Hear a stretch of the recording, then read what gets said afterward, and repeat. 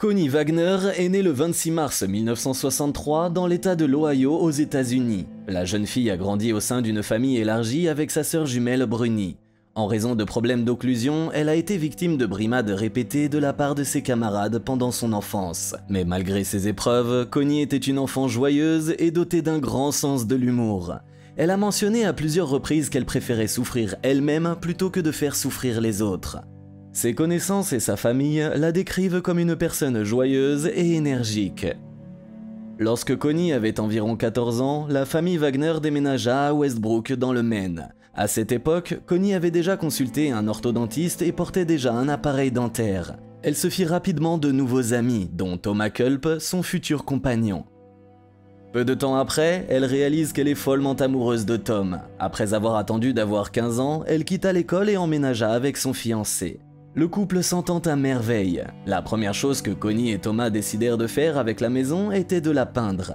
Ils la peignent et la vernissent et préfèrent le bois à tout autre matériau pour les finitions. Connie a ainsi pu se familiariser avec les techniques de rénovation. Le couple a réussi à construire un nid douillet où ils ont finalement eu 2 enfants, Stephen et Alicia.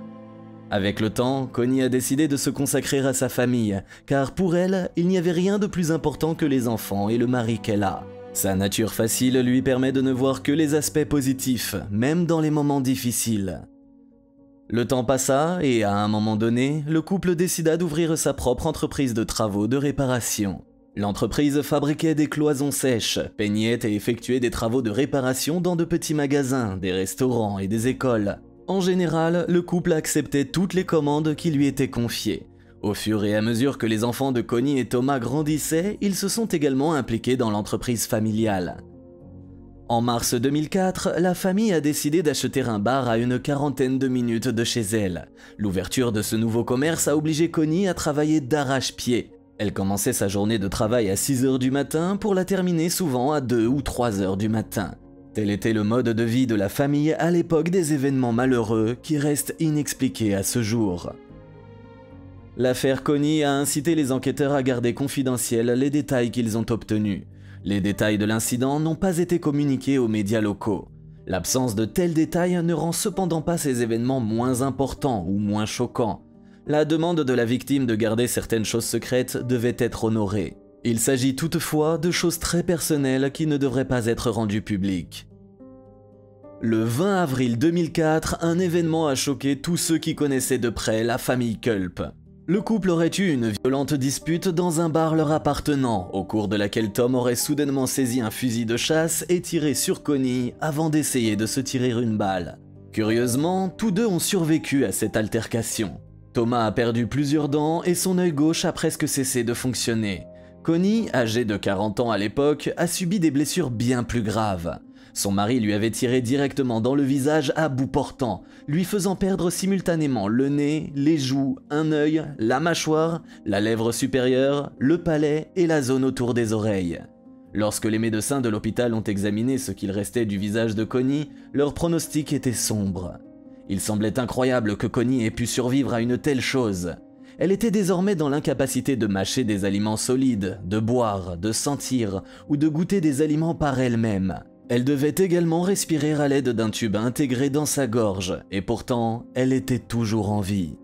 Thomas, le mari de Connie, a été reconnu coupable de tentative de meurtre aggravé et condamné à 7 ans de prison. On connaît peu de choses sur le déroulement exact du procès. Pendant cette période, la victime a dû subir de multiples interventions chirurgicales visant à éviter le dépérissement du tissu facial. Tout a commencé par l'examen du patient par un chirurgien plasticien de la Cleveland Clinic, qui a ensuite veillé à ce que Connie reste dans un état compatible avec la vie. Compte tenu de l'ampleur des dégâts, une intervention chirurgicale visant à reconstruire le visage de la victime n'était pas envisagée dans un premier temps. Mais quelques semaines plus tard, en octobre 2004, les médecins de la clinique ont convoqué un conseil de surveillance, à la suite duquel Connie a été déclarée éligible à une greffe de visage. Curieusement, même lorsqu'elle a été informée de la possibilité d'une opération complexe en plusieurs étapes, Connie était pleine d'optimisme. Elle s'est engagée à suivre toutes les instructions des médecins et leur a fait part de ses inquiétudes. La clinique de Cleveland, se trouvant à près de 2 heures de route du domicile de Connie, celle-ci a décidé de s'installer dans un hôtel situé à proximité.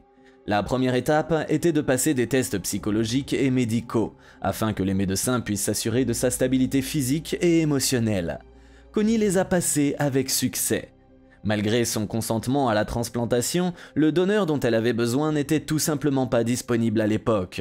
Elle avait déjà dû subir une trentaine d'interventions chirurgicales pour prélever de la peau, des os et des vaisseaux sanguins sur d'autres parties de son corps en vue d'une future intervention. Ce n'est un secret pour personne que les types d'interventions chirurgicales impliquant des dons d'organes après la mort sont complexes et que leur nombre est insuffisant. En effet, aujourd'hui, seules quelques personnes décident de faire don de leurs organes après leur mort. Ce qui explique pourquoi la liste d'attente des patients nécessitant de telles opérations est non seulement plus longue, mais aussi celle qui progresse le moins rapidement. Pourtant, grâce aux innovations chirurgicales, le cas de Connie n'a pas été retardé et a été placé en tête de liste. L'opération programmée était importante non seulement pour Connie, mais aussi pour la médecine dans son ensemble. Les médecins savaient qu'il leur serait difficile de convaincre une famille de donner le visage d'un parent décédé pour une telle intervention, mais ils n'avaient pas perdu espoir pour autant. Il est probablement beaucoup plus facile pour de nombreuses personnes de décider de faire don de leurs reins, de leur cœur, de leurs poumons ou d'autres organes après leur mort, de sorte que pour les médecins, la nécessité de demander aux parents d'un défunt de faire don du visage de ce dernier n'a rien d'insurmontable ni d'inhabituel. Le temps passe et Connie continue d'attendre son donneur. Pendant toutes ces années, elle a vécu avec des maux de tête constants et son visage était également insupportablement douloureux. Elle devait prendre beaucoup d'analgésiques et de somnifères. Connie devait également supporter le fait que son apparence choquait les gens. Chaque fois qu'elle sortait de chez elle, des regards indiscrets se posaient sur elle, ce qui la mettait très mal à l'aise. Il lui était particulièrement difficile de réaliser que ses enfants avaient peur d'elle. Il y avait aussi quelque chose d'autre que Connie a raconté plus tard. Selon elle, le pire était les commentaires sur son apparence de la part des gens qui ne savaient rien de sa véritable cause de laideur. Malgré tout, Connie vivait dans l'espoir et le transmettait aux autres, d'autant plus qu'elle avait le sens de l'humour. Enfin, au début du mois de décembre 2008, la clinique a trouvé un donneur pour une patiente. Il s'agissait d'une femme qui avait presque le même âge que Connie au moment de son décès. À l'époque, les médecins et les proches de la donneuse ont convenu de ne pas communiquer au public les informations personnelles de la défunte. Connie a découvert l'identité de son donneur bien plus tard. L'opération de la transplantation faciale qui a été pratiquée était extrêmement moderne et innovante. Seule une poignée de greffes de ce type ont été réalisées dans le monde jusqu'à présent, 2 en France et 1 en Chine. Connie est la première femme à subir une telle opération aux États-Unis et à recevoir un nouveau visage. Le 9 décembre 2008, Connie a commencé une série de transplantations chirurgicales complexes. Elles ont toutes duré 24 heures et ont été réalisées par plusieurs équipes médicales. Au cours de la phase initiale de l'opération, les chirurgiens ont reconstruit le tissu facial, les os de la donneuse, y compris sa mâchoire et ses dents, ainsi que ses artères et ses nerfs. Ce processus a duré environ 9 heures. Les médecins ont ensuite retiré les greffes externes ainsi que le tissu cicatriciel et les prothèses métalliques qui soutenaient le visage de Connie depuis plusieurs années. L'étape suivante a consisté à fusionner le matériel résultant, c'est-à-dire les vaisseaux sanguins, les tissus, les nerfs et les os, avec le visage de Connie. Les médecins ont également laissé un excédent de peau sur le visage de Connie, conformément au protocole. L'opération s'est terminée le 10 décembre 2008. Connie a passé les 12 jours suivants en soins intensifs, les médecins n'ayant pas encore pu évaluer si la greffe prendrait racine et serait rejetée par son corps. Il a été révélé par la suite que le corps de Connie avait tenté de rejeter la greffe pendant la période post-opératoire, mais les médecins sont parvenus à résoudre le problème. Après l'opération, Connie a dû réapprendre à parler, à lire et à mâcher. Après presque 2 mois, elle a pu sortir de l'hôpital, mais elle a dû poursuivre son séjour dans un hôtel de Cleveland pendant quelques mois encore, afin de pouvoir se rendre fréquemment à l'hôpital sans trop de difficultés. Le 5 mai 2009, la Cleveland Clinic a organisé une conférence de presse avec le médecin traitant de Connie afin d'informer le public de la réussite de la première greffe de visage réalisée aux États-Unis. Connie a prononcé peu de mots lors de cette conférence. Elle a fait remarquer qu'elle avait été victime de brimades pour son apparence laide pendant toutes ces années et a recommandé que l'on réfléchisse à 2 fois avant de porter un jugement sur quelqu'un qui a l'air différent. En effet, on ignore ce qui a pu lui arriver exactement. En juillet 2010, Connie a subi une nouvelle opération visant à retirer l'excès de peau. Toutes les personnes qui ont côtoyé Connie tout au long de son processus de reconstruction faciale la décrivent comme une femme courageuse, généreuse, joyeuse, optimiste et dotée d'un merveilleux sens de l'humour. Le charme de Connie lui a permis de gagner le cœur de tous ceux qu'elle a rencontrés à la clinique. Les médecins sont unanimes, la persévérance naturelle et l'optimisme de Connie font d'elle un modèle à suivre. La transplantation ne s'est pas arrêtée là. Connie a dû prendre des immunosuppresseurs, substances prescrites dans les maladies auto-immunes, pour éviter que son système immunitaire ne rejette la partie transplantée de son visage, comme toute personne ayant reçu un organe d'un donneur serait obligée de le faire. Depuis sa dernière opération, Connie a fait d'énormes progrès. Elle a petit à petit retrouvé l'usage de la parole, maîtrisé ses expressions faciales, appris à respirer par le nez, cessé de souffrir lors des repas et recommencé à sourire. Fin décembre 2010, Connie a enfin rencontré la famille de son donneur. Rappelons que l'identité de ce dernier était restée un mystère pour elle jusqu'alors. Il s'agissait d'Anna Casper, une femme de 44 ans décédée d'une crise cardiaque au début du mois de décembre 2008. Le jour de sa mort, elle est sortie dans le jardin de sa maison pour fumer et s'est effondrée soudainement. Le chien, l'animal de compagnie de Casper, a commencé à aboyer et à gratter à la porte pour appeler les autres membres de la famille à l'aide. Malheureusement, lorsque la famille a trouvé Anna, elle était déjà morte.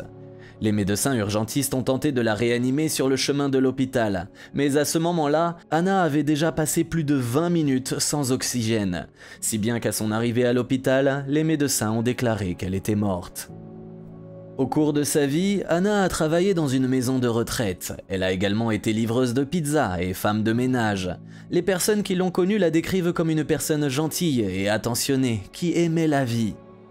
Le lendemain de la confirmation du décès d'Anna, les médecins ont contacté ses proches pour leur demander s'ils acceptaient de faire don des organes. La famille a immédiatement accepté cette proposition, car Anna avait déjà rédigé de son vivant un reçu dans lequel elle déclarait accepter de faire don de ses organes, cœur, rein, foie et yeux. Mais lorsque les médecins ont demandé aux proches de donner le visage d'Anna pour la greffe de Connie, le mari de la défunte et ses 2 enfants ont décidé de se concerter avant de donner leur réponse. Ils ont finalement pris une décision unanime, affirmant qu'Anna elle-même aurait très probablement accepté de donner la quasi-totalité de son corps à quelqu'un qui en avait vraiment besoin. Connie, qui méritait une vie meilleure, aurait très bien pu être cette personne. L'opération s'est déroulée sans encombre, et son succès a été en partie influencé par le fait que Connie et Anna avaient pratiquement le même âge et le même groupe sanguin. Ce sont ces caractéristiques qui ont rendu cette transplantation possible. On sait également qu'Anna souhaitait elle-même être incinérée plutôt que d'être enterrée dans un cercueil. Lorsqu'elle a finalement rencontré le mari et la fille d'Anna, Connie leur a exprimé sa gratitude.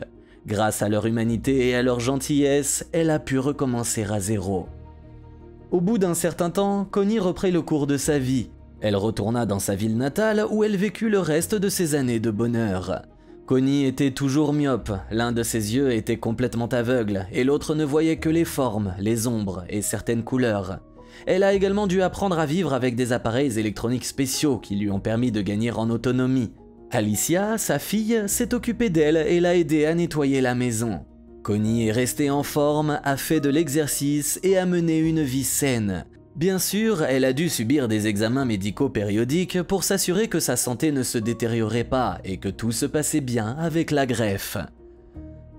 Connie a passé le reste de sa vie à donner diverses conférences pour encourager les gens à devenir donneurs d'organes, car ces opérations peuvent parfois sauver la vie de personnes pour qui ces procédures constituent le dernier espoir.